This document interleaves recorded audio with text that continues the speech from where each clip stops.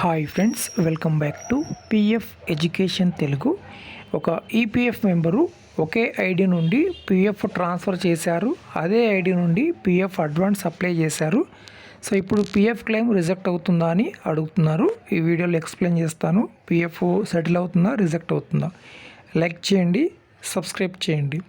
So మనం ముందుగా EPF అకౌంట్లోకి లాగిన్ అవ్వాలి. సో లాగిన్ అయిన తర్వాత ఇక్కడ మీకు యూఏఎన్ నెంబరు అలానే పాస్వర్డ్ క్యాప్చా కోడ్ ఎంటర్ చేసి లాగిన్ అవుతాము.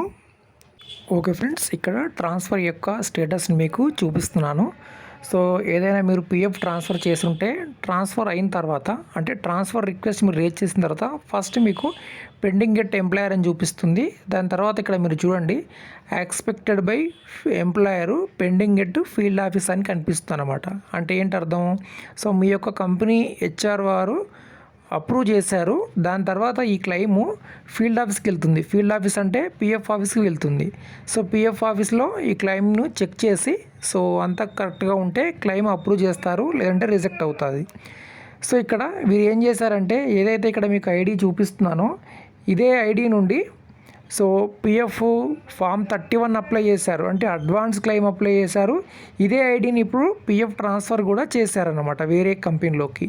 సో ఇప్పుడు పిఎఫ్ క్లెయిమ్ రిజెక్ట్ అవుతుందా, సెటిల్ అవుతుందా అంటే, సో ఇక్కడ చూడండి ఫ్రెండ్స్, ఫస్ట్ పిఎఫ్ మనం ట్రాన్స్ఫర్ చేయాలంటే ఫస్ట్ పిఎఫ్ మనం ట్రాన్స్ఫర్ చేస్తాం. ట్రాన్స్ఫర్ అయిన తర్వాత అంటే ఈ యొక్క రిక్వెస్ట్ ఎంప్లాయర్కి వెళ్తుంది. ఓకేనా, ఎంప్లాయర్ యాక్సెప్ట్ చేసిన తర్వాత నెక్స్ట్ ఫీల్డ్ ఆఫీస్కి వెళ్తుంది. అంటే మనము డైరెక్ట్ పిఎఫ్ ఫామ్ ట్రాన్స్ఫర్ చేసినప్పుడు ఫీల్డ్ ఆఫీస్కి వెళ్ళదు.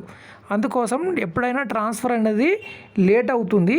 పిఎఫ్ క్లెయిమ్ మీరు 31 అప్లై చేశారు కాబట్టి 31 క్లెయిమే ముందు అయ్యేదానికి అవకాశం అయితే ఉంటుంది. అంటే ఇక్కడ క్లెయిమ్ రిజెక్ట్ అవుతుందనేది చెప్పేదానికి లేదు. ఎందుకంటే మనం పిఎఫ్ 31 అప్లై చేస్తే అడ్వాన్స్ డైరెక్ట్ మీరు అప్లై చేయడంతో అది పిఎఫ్ ఆఫీస్కి వెళ్తుంది.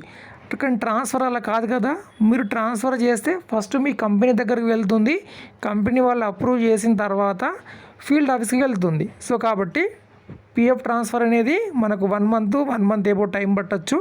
పిఎఫ్ ఫామ్ మీరు 31 అడ్వాన్స్ అప్లై చేశారు కాబట్టి ఒక 15 డేస్ లోపే మీ క్లెయిమ్ అనేది రావచ్చు. సో ఇప్పుడు వీరి యొక్క క్లెయిమ్ స్టేటస్ ఓపెన్ చేసి మీకు చూపిస్తాను ఇప్పుడు. ఓకే ఫ్రెండ్స్, ప్రస్తుతం అయితే క్లెయిమ్ స్టేటస్ ఇక్కడ మనకు ఓపెన్ కావడం లేదు, క్యాప్చా కోడ్ రాంగ్ ఉండడం వల్ల.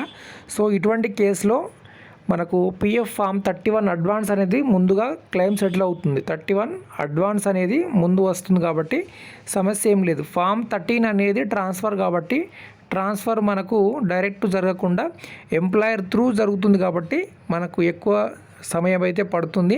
మీరు ఒకే ఐడి నుండి పిఎఫ్ ట్రాన్స్ఫర్ చేయొచ్చు, అదే ఐడి నుంచి ఫామ్ 31 అడ్వాన్స్ కూడా అప్లై చేయొచ్చు. ఇక్కడ ఎటువంటి సమస్య అయితే ఉండదు. ఓకే, వీడియోకి లైక్ చేయండి, సబ్స్క్రైబ్ చేయండి.